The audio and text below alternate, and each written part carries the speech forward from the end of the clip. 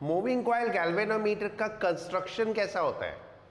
Moving coil galvanometer के construction में हम सिलेंड्रिकल पोल्स यूज करते हैं, permanent magnet, and those are in the form of cylindrical poles. कैसे होते हैं ये सिलेंड्रिकल पोल्स? लाइक इनको ऊपर से देखेंगे तो दे अपीयर लाइक दिस,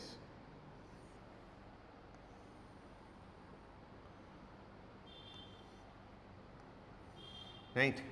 बीच में से ये कटे हुए होते हैं ऐसे,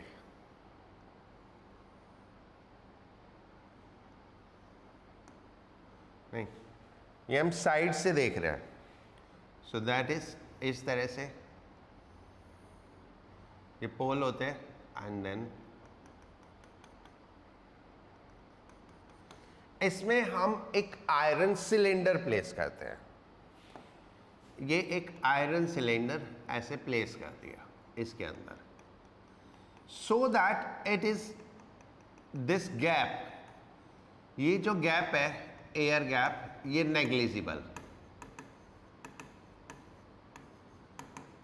नेग्लिजिबल एयर गैप हो जाए।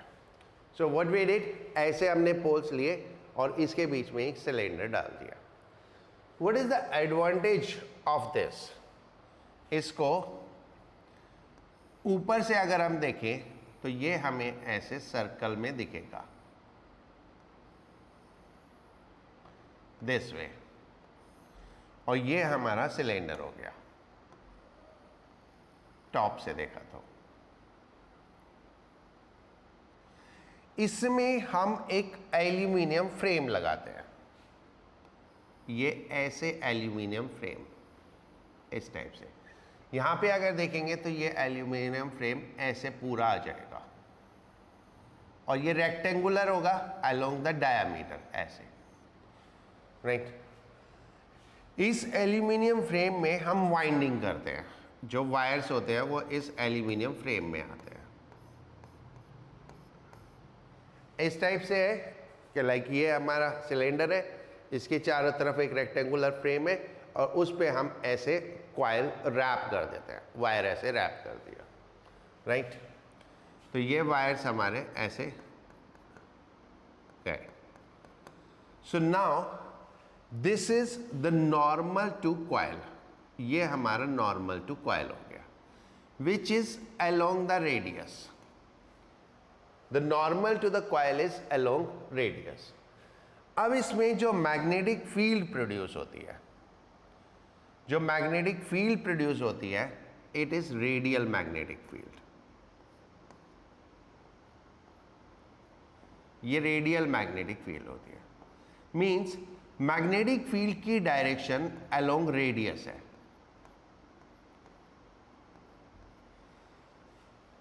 अब हमारे पास एक कॉइल हो गई, एक मैग्नेटिक फील्ड हो गई, राइट। मैग्नेटिक फील्ड की डायरेक्शन अलोंग रेडियस है, और प्लेन का जो नॉर्मल है वो भी अलोंग रेडियस है, राइट। जो प्लेन का नॉर्मल है वो भी अलोंग रेडियस हो गया, सॉरी, जो प्लेन ऑफ कॉइल है, ठीक है, जो प्लेन ऑफ कॉइल है वो भी अलोंग रेडियस है। एक मिनट मैं रिपीट करता हूं, यहां पे जो प्लेन ऑफ कॉइल है वो अलोंग रेडियस है और मैग्नेटिक फील्ड भी अलोंग रेडियस है। So angle between normal and magnetic field line become 90 degree. Normal और मैग्नेटिक फील्ड लाइन के बीच का एंगल 90 डिग्री हो जाता है। Then we know torque on the coil होता है M B sine theta. So we always get maximum torque and this is always constant. We always get maximum torque and that is always constant, right? ठीक है। Advantage of this cylindrical pole face and the cylinder is the magnetic field is radial and strong, क्योंकि ferromagnetic cylinder है, ferromagnetic material के अंदर magnetic field बहुत strong हो जाती है। So this way we get radial and strong magnetic field. This is radial and strong magnetic field.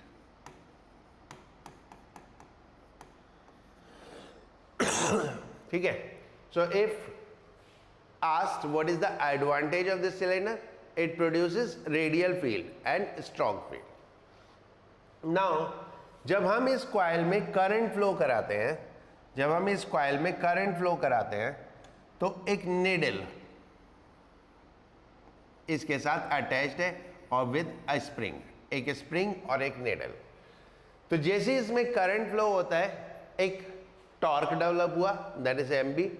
उसकी वजह से सिलेंडर रोटेट हुआ, सब कुछ सिलेंडर के साथ अटैच्ड है, तो निडल भी रोटेट हुई एंड देन निडल इस प्लेन पे मूव करेगी. राइट. देन स्प्रिंग ट्विस्ट होगा, निडल मूव करेगी, स्प्रिंग ट्विस्ट होता जाएगा. So there will be two torque, one is deflecting torque and one is restoring torque.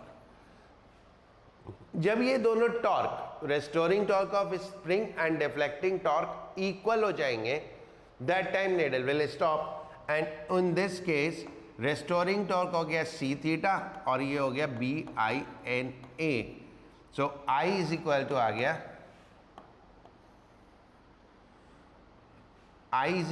गया, C theta upon B N A.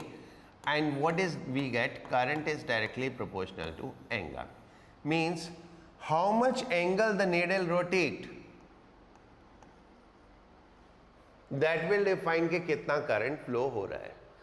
And being it is directly proportional to angle, so it is called linear scale.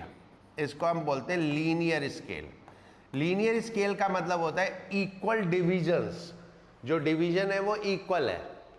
अगर 2 degree में 1 ampere होता है तो 4 degree में 2 ampere हो जाएगा, 6 degree में 3 एम्पियर हो जाएगा. Right. Now conversion of galvanometer.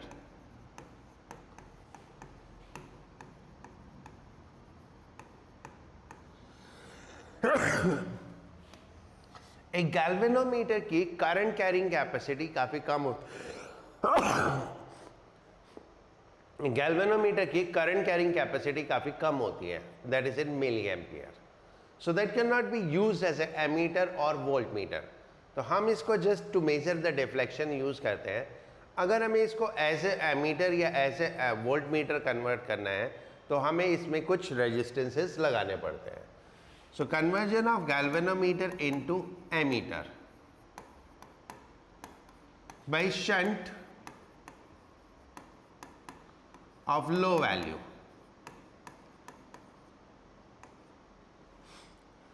एक ये हमारा गैल्वेनोमीटर है which can carry full scale deflection current IG.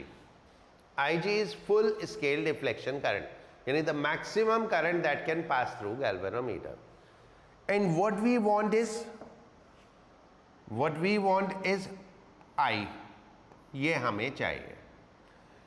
हम क्या करते हैं, इसके पैरेलल में एक लो वैल्यू रेजिस्टेंस प्लेस कर देते हैं जिसको हम शंट बोलते हैं. So then the remaining current will pass through the shunt. Remaining current shunt से पास हो जाएगी. एंड कितना हमें कन्वर्जन करना है, to convert I G to I, यानी ये फुल स्केल डिफ्लेक्शन करंट पहले था और ये हमें करंट बाद में चाहिए. So then we will get S is equal to I G upon I minus I G. G is resistance of galvanometer. So simple सा कॉन्सेप्ट है, जितना करंट गैल्वेनोमीटर से जा सकता है वो उधर से जाएगा और बाकी का करंट सेंट से पास हो जाएगा. So this way galvanometer will be safe and we will be able to measure more current, higher current. So galvanometer को एमीटर में कन्वर्ट करने के लिए हमको उसके पैरेलल में एक लो वैल्यू रेजिस्टेंस लगाना पड़ता है. राइट. देन ओवरऑल रेजिस्टेंस, एक minute, overall resistance of ammeter can be calculated by this 1 by G plus 1 by S. With increase of range,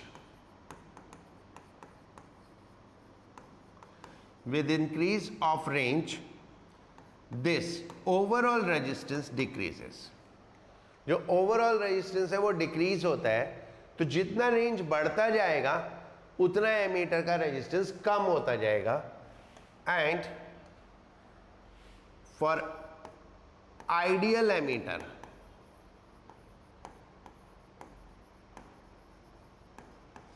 resistance of ammeter is 0. Ideal ammeter के लिए ammeter का resistance हम 0 लेते हैं.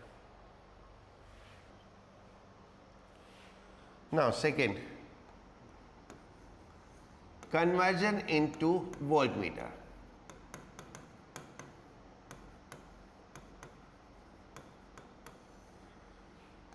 Full scale deflection current IG से हमें V volt में convert करना है. So by high value resistance in series,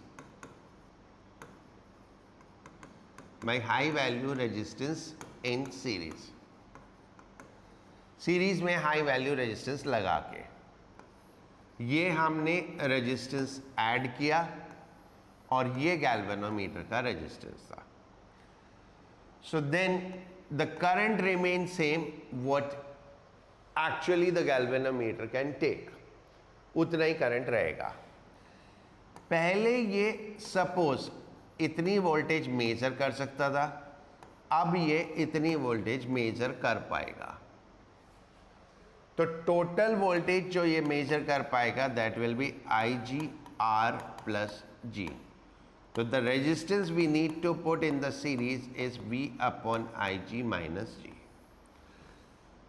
This is the resistance we need to put in the series. With increase of range,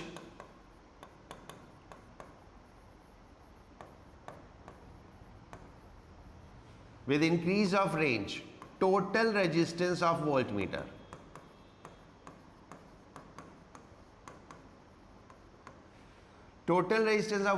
कितना हो गया R plus G increases. Range बढ़ाते जाएंगे टोटल रेजिस्टेंस इंक्रीज होता जाएगा. For ideal voltmeter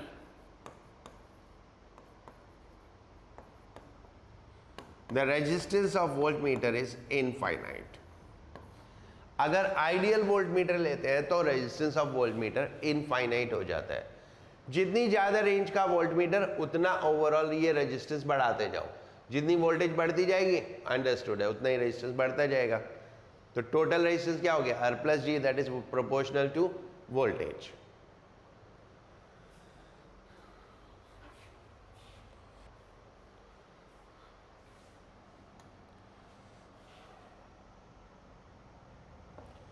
Now sensitivity of galvanometer.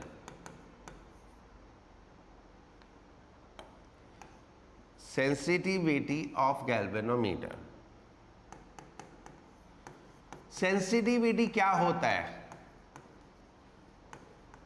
जितना भी कम से कम वो मेजर कर सकता हो, it's called more sensitive. Then current sensitivity. Current sensitivity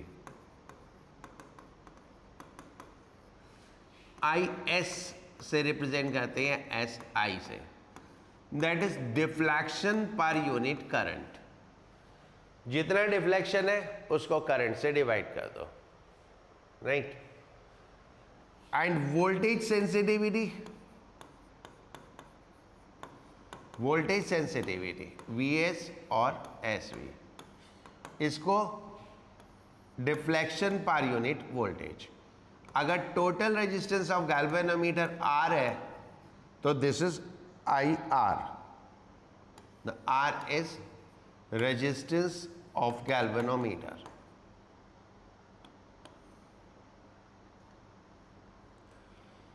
Resistance of galvanometer. Right. अगर हम पीछे करंट वाले फार्मूले से देखें तो I is equal to C theta upon B N A और theta by I is equal to B N A by C. So by changing these parameters we can change the sensitivity. अगर हमें sensitivity बढ़ाना है तो B को बढ़ा दो, N को बढ़ा दो, A को बढ़ा दो, C को कम कर दो. तो sensitivity is basically constant for a galvanometer, क्योंकि ये सारे parameter once the galvanometer is ready, एक बार गैल्वेनोमीटर मैन्युफैक्चर हो गया तो ये सारे पैरामीटर कांस्टेंट होते हैं. मैग्नेटिक फील्ड, क्योंकि हम परमानेंट मैग्नेट यूज कर रहे हैं तो मैग्नेटिक फील्ड कांस्टेंट हो गई. N number of turns in the coil, वो हमें शुरू में ही डिफाइन करने पड़ेंगे. एरिया ऑफ कॉइल, जो हमारा फ्रेम है उसका area, right. And C is torque constant, वो स्प्रिंग के ऊपर डिपेंड करेगा. तो अकॉर्डिंगली हमारा जो गैल्वेनोमीटर की सेंसिटिविटी है वो already defined during the manufacturing.